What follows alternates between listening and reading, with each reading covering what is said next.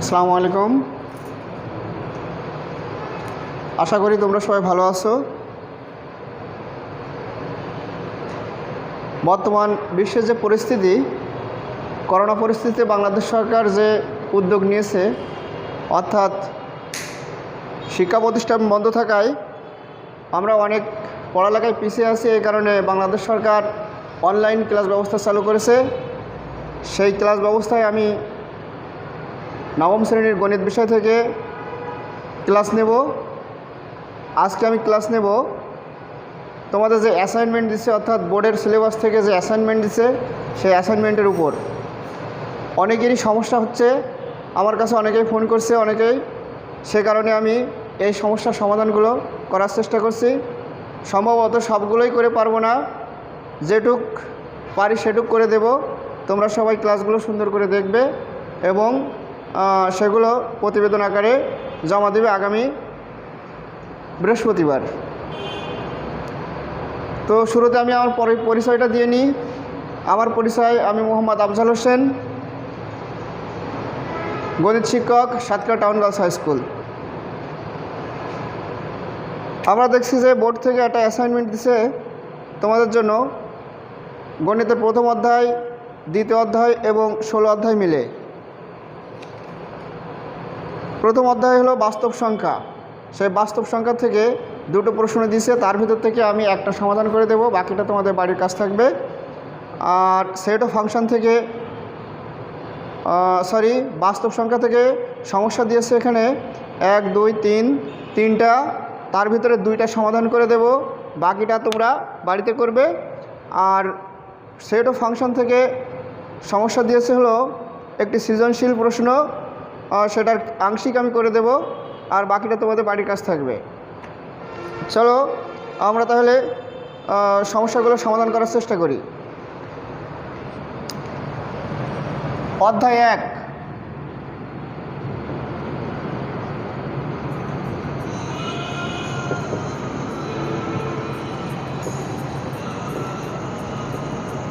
বাস্তব সংখ্যা।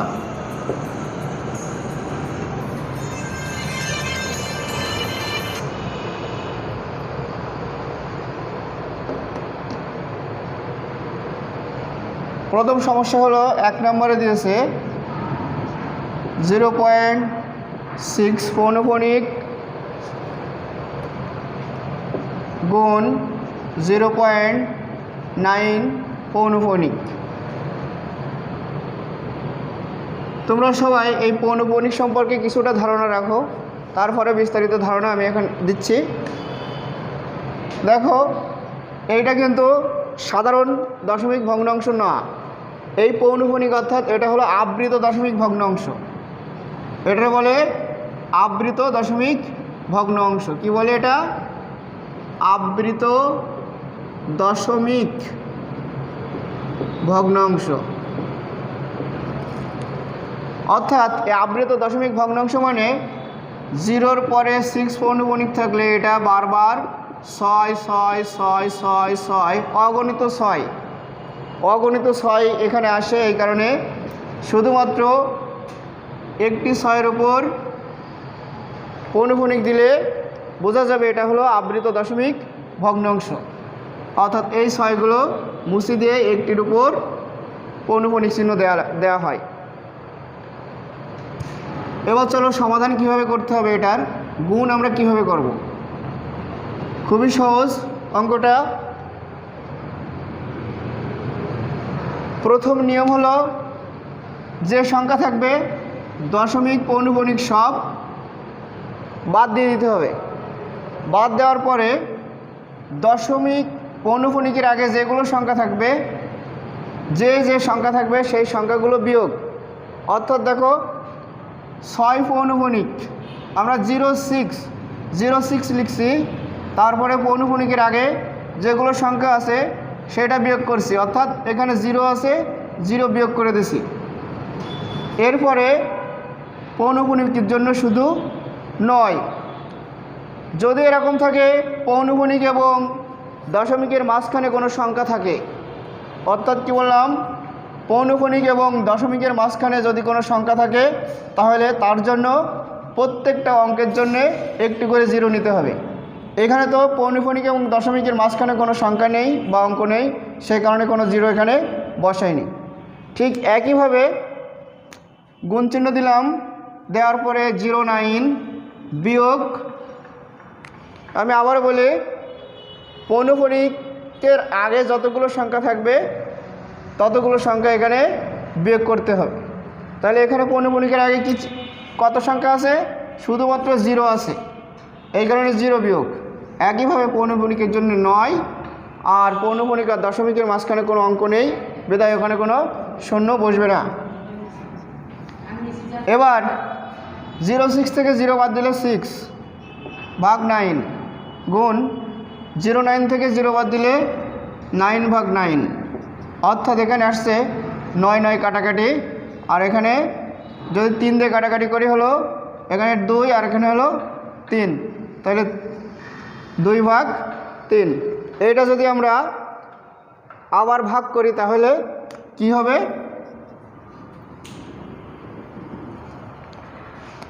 যদি এটা আমরা ভাগ করি তাহলে দেখা যায় এখানে ক্যালকুলেটর দিয়ে যদি ভাগ করি, প্রথম হলে 2 এর ভিতরে 3 যায় না, এই কারণে এটা শূন্য, তার জন্যে একটা পয়েন্ট নিলাম। পয়েন্ট নিয়ে এবার কী করতে হবে? 20 এর ভিতরে 3 কয়বার যায়? ক্যালকুলেটর আছে,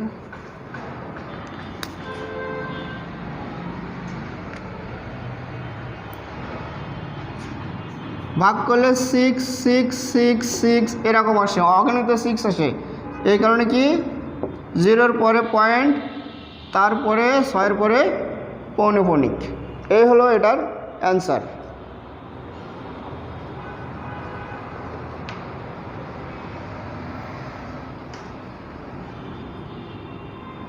তিন দিয়ে কাটাকাটি করলে কত হবে? এখানে 3 দ্বিগুণ 6 আর 3 ত্রিকে 9, আর এখানে 9 9 কাটাকাটি।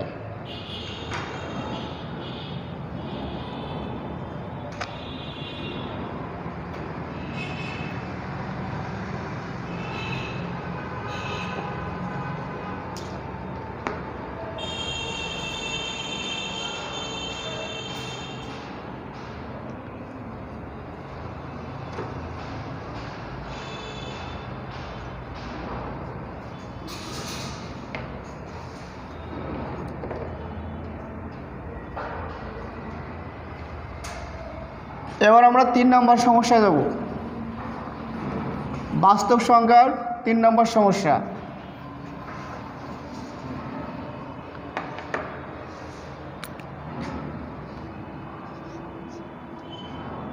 তিন নম্বরে আছে n সমান 2p - 3, p বিলংস n, অর্থাৎ p হলো স্বাভাবিক সংখ্যা এবং n স্কোয়ারকে 4 দ্বারা ভাগ করলে ভাগশেষ কত হবে? কি বলছে? n সমান 2p - 3, p স্বাভাবিক সংখ্যা, n স্কোয়ারকে 4 দ্বারা ভাগ করলে ভাগশেষ কত হবে? তাহলে আমরা যে সমস্যা দেওয়া আছে সেটা আগে লিখে নিই। পড়ে দেওয়া আছে n সমান 2p - 3,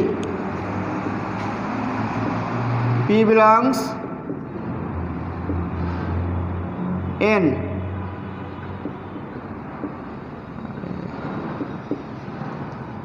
অর্থাৎ p হলো স্বাভাবিক সংখ্যা। তাহলে n স্কোয়ার সমান 2p - 3 এর স্কোয়ার। এটা কিসের সূত্র পড়লো? a - b হোল স্কোয়ারের সূত্র। 2p এর স্কোয়ার মাইনাস সূত্রের 2p ইন্টু 3, অর্থাৎ a square minus 2ab plus b square. আসবে কি 4p square minus 3 × 6 6 × 12p plus 9, এটা 4p square minus 12p plus 4 × 2 plus 1। দেখো এখানে অনেকেরই সমস্যা হতে পারে। 9টা ভাঙালাম, 9 ভাঙায় কী লিখলাম? 4 × 2, আর যে 1 বাকি থাকে সেই 1 এইখানে দিয়ে দিলাম। ঠিক আছে, তাহলে এখান থেকে আমরা যদি 4 কমন নিই, এই তিনটির থেকে 4 কমন নিই, তাহলে কী হবে? 4 কমন নিলে P square minus 3p plus 1 আর এই প্লাস 1 এইখানে দিয়ে দিলাম। বলছে কি এটার স্কোয়ার করে যদি 4 দিয়ে ভাগ করা হয় তাহলে ভাগশেষ কত থাকবে? ভাগশেষ অর্থাৎ যেটা ভাগ করা যায় না, পরে অবশিষ্ট থাকে সেইটা। এখানে দেখছি, তোমরা লক্ষ্য করো, 4 ইন্টু 3 কত হয়? 12 হয় না? 4 ইন্টু 3 কত হয়? 12 হয়। অর্থাৎ 12কে 4 দিয়ে ভাগ করা যায়। 12কে 4 দিয়ে ভাগ করলে 3 হয় ভাগফল। এবার যদি আমি 13কে 4 দিয়ে ভাগ করি তাহলে কি হবে? 3 4 12 আর 1 13। তাহলে কীভাবে লেখা যায়? এটা 4 গুণ 3 প্লাস 1। অর্থাৎ এখানে যে অংশটা, এই অংশটা কিন্তু 4 দিয়ে বিভাজ্য, 4 দিয়ে বিভাজ্য হলো। তাহলে 13-রে আমরা লিখছি 3 4 12 যোগ 1, তাই এই অংশ হলো 4 দ্বারা বিভাজ্য, আর এটা কিন্তু অবশিষ্ট থেকে গেল। অর্থাৎ এইভাবে যদি লেখা যায়, 13 ভাঙাই আমরা লিখব 12 যোগ 1। তাহলে এই 12 সংখ্যাটাই হলো 4 দ্বারা বিভাজ্য, আর অবশিষ্ট থাকলো কত? 1। তাহলে ভাবছি বা পেলাম কি, 13-রে আমরা 4 দিয়ে ভাগ করে পাচ্ছি 4 ইন্টু 3 যোগ 1। ঠিক একইভাবে ওটার সাথে যে আমরা মিলাই 4 ইন্টু এই অঙ্কটা, তার সাথে 1 যোগ, অর্থাৎ এই অংশটা হলো 4 দ্বারা বিভাজ্য। তাই লিখতে পারি এখানে 4 into P square minus 3p plus 1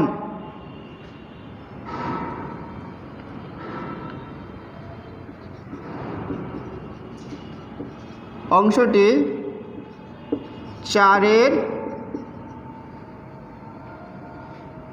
গুণিতক বিধায় 4 into P square minus 3p plus 1 4 দ্বারা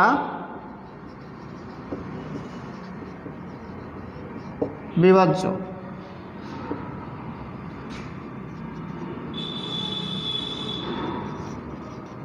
সুতরাং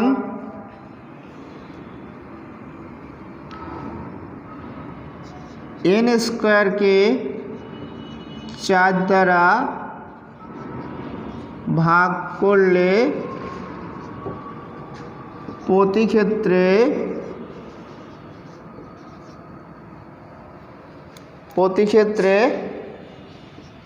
1 অবশিষ্ট থাকবে।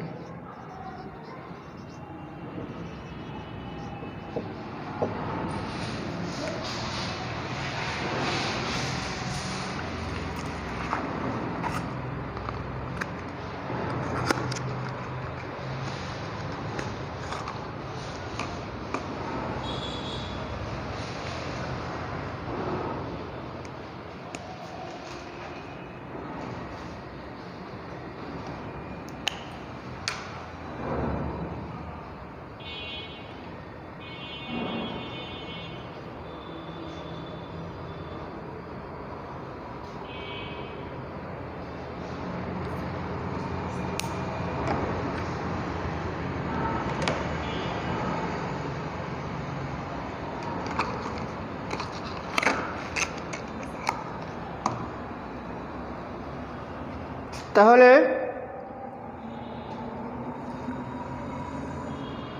আমরা দেখছি n সমান 2p মাইনাস 3, p স্বাভাবিক সংখ্যা। একে পির মান যাই দাও না কেন সেটা একটি স্বাভাবিক সংখ্যা হবে। আর n স্কোয়ার অর্থাৎ এটার স্কোয়ার আমরা a মাইনাস b হোল স্কোয়ারের সূত্র পেলাম। সেখান থেকে এটা মডিফাই করে 9কে মডিফাই করে কী করলাম, 4 ইন্টু 2 প্লাস 1 লিখলাম। এই অংশ থেকে 4 কমন নিলাম, তাহলে 4 into P square minus 3p plus 1 এই এখানে থাকলো, দেখছি এখানে এই অংশটা অর্থাৎ এখানে 4 × p² - 3p + 1 অংশটি 4-এর গুণিতক বিধায় 4 × p² - 3p + 1 4 দ্বারা বিভাজ্য। তো এই অংশটা যদি 4 দ্বারা বিভাজ্য হয় তাহলে ভাগফলটা থাকবে আর অবশিষ্ট থাকবে কত? 1। সেজন্যই লেখা যাচ্ছে সুতরাং n² 4 দ্বারা ভাগ করলে প্রতি ক্ষেত্রে 1 অবশিষ্ট থাকবে।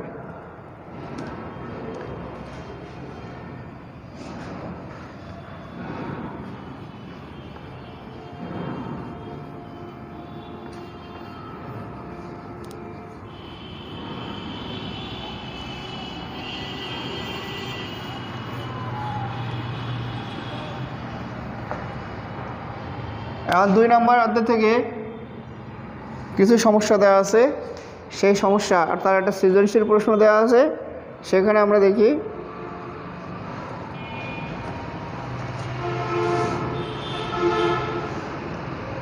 সৃজনশীল প্রশ্ন 1 অধ্যায় 2।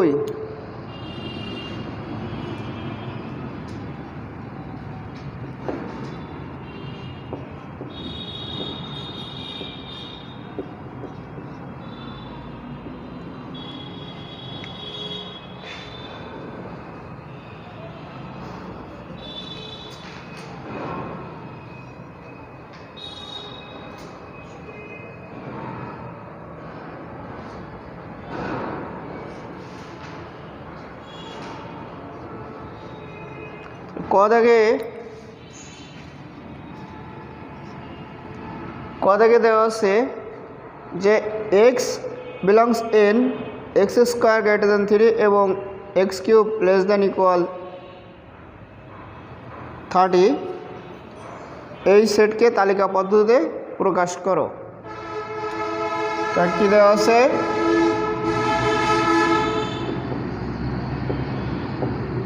দেওয়া আছে x belongs in x² > 3 এবং x³ <= 33। ধরি a সমান x belongs in x² > 3 এবং x³ <= 30।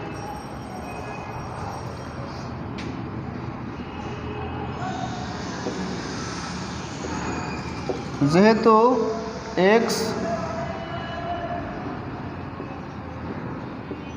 স্বাভাবিক সংখ্যা সেহেতু x = 1 2 3 4 ইত্যাদি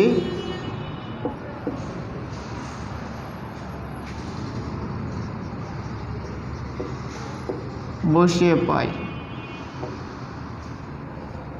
x = 1 হলে x² = 1 = 1,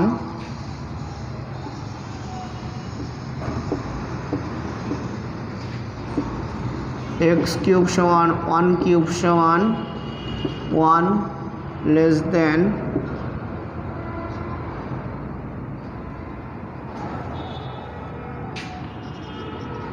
x = 2 হলে x² = 2² 4। এখানে গ্রেটার দেন চিহ্ন হবে এবং x³ 2³ = 8।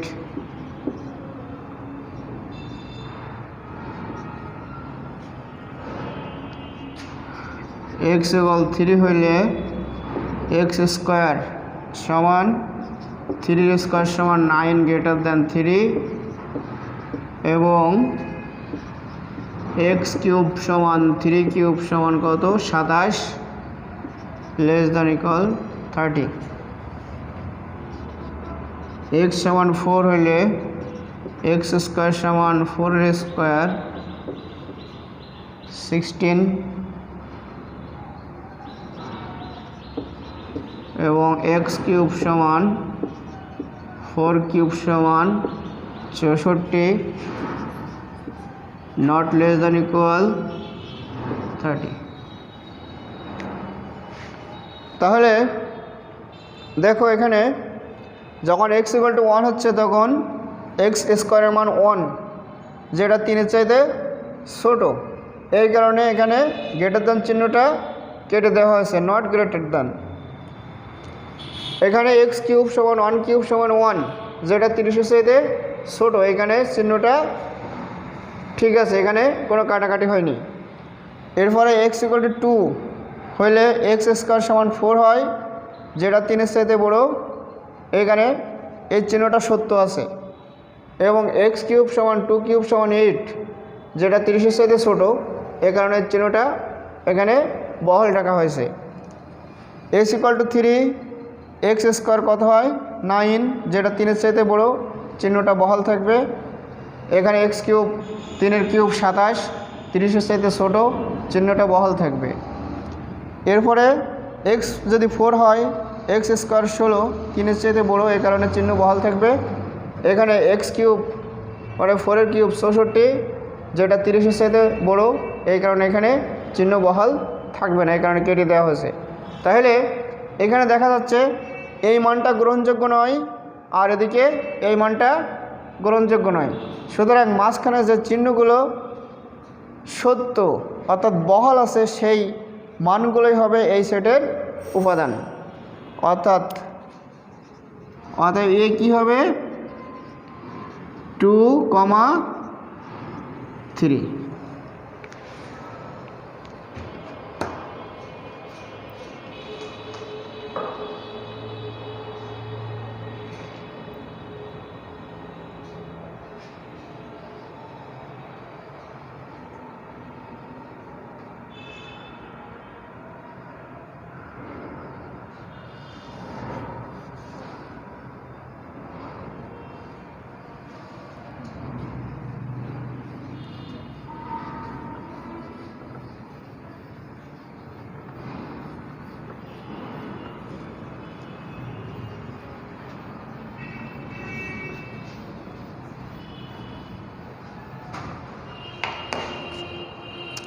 এরপরে হলো খ দাগ।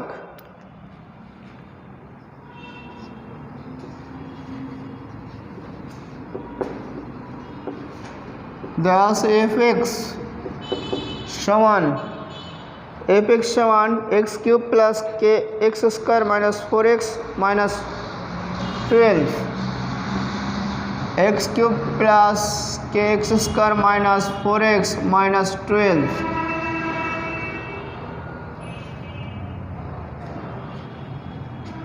অতএব f -2 cube plus k into -2 এর স্কোয়ার মাইনাস 4 ইন্টু -2 -12, এটা কিউব করলে -8, মাইনাসের স্কোয়ার করলে প্লাস হয়ে যায়, 2 এর স্কোয়ার করলে 4k, মাইনাসে মাইনাসে প্লাস 8 -12। তাহলে কি হলো, এটা 8 ভ্যানিশ, 4k -12। প্রশ্ন মতে কি আছে, f -2 সমান 0, অর্থাৎ 4k -12 সমান কত 0। 4k সমান কত হবে,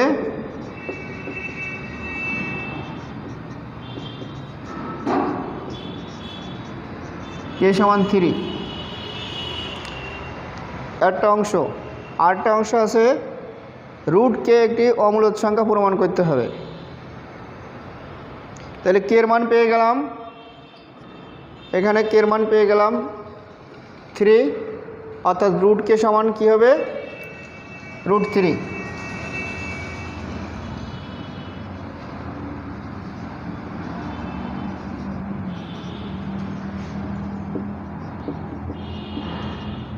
এখন আমাদের √3 অমূলদ সংখ্যা, এটা প্রমাণ করলেই সমস্যার সমাধান হয়ে যাবে।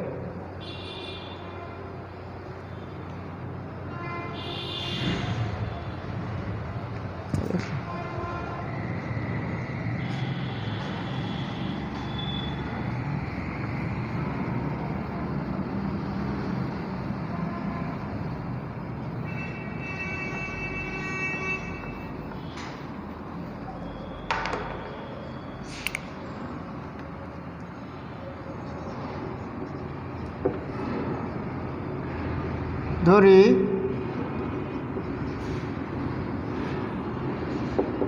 रूट के समान p/q, যেখানে p, q সহমৌলিক এবং q গ্রেটার দেন 1।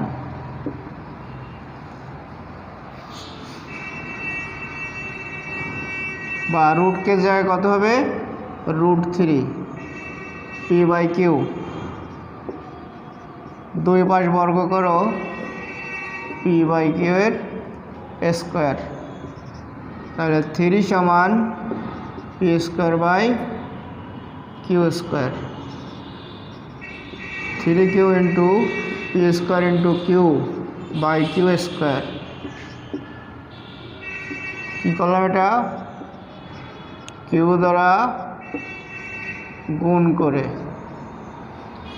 বা 3q সমান p²/q।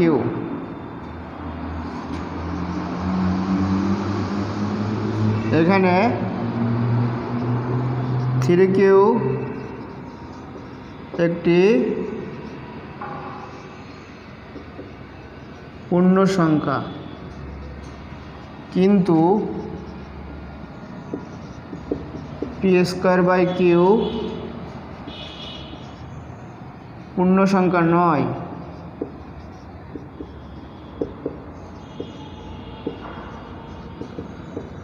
কারণ p, q পরস্পর সহমৌলিক,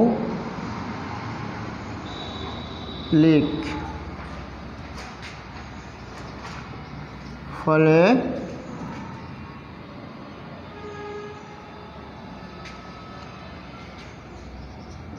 (3q not equal p²/q)।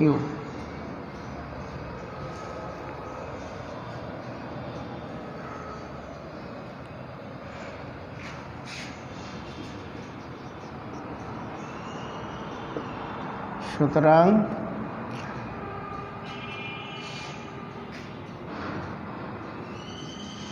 √3 একটি অমূলদ সংখ্যা।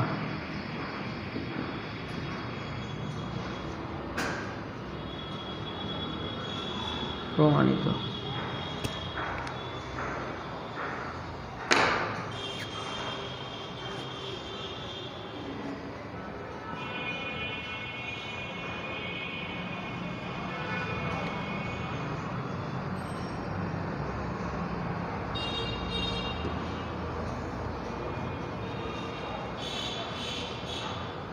তো প্রিয় শিক্ষার্থী, আজ এ পর্যন্ত।